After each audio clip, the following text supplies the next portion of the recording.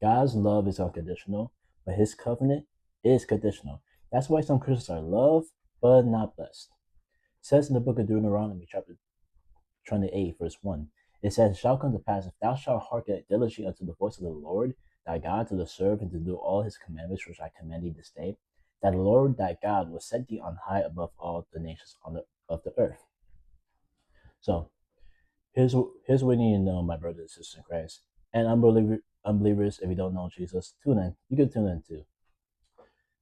God, there will never be a time where God will never stop loving you. Let me say that again. There will never ever be a time where God will stop loving you, because He loves us with an everlasting love.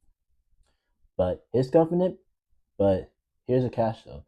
His covenantal blessings, which is part of His covenant, tells a completely different story. That is conditional.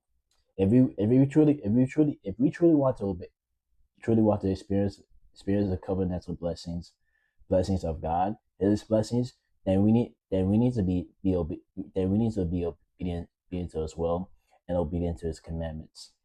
Just like it says in the book of Deuteronomy, chapter 28, verse 1.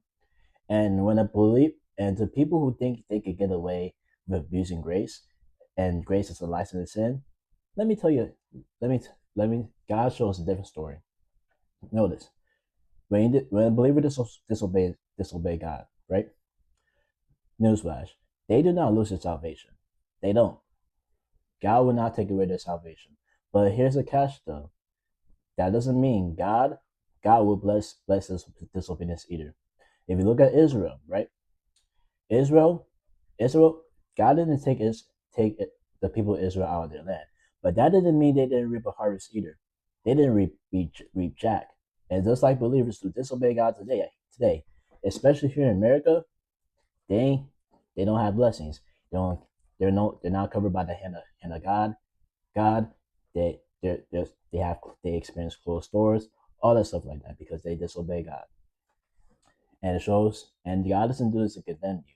God does this to change the believer's turn change the believer's direction, so they could turn back to Him, because we can't do this life without Him, and that's why we need Christ in our lives every step of the way, so we could be being able to live the life that God's called us to live.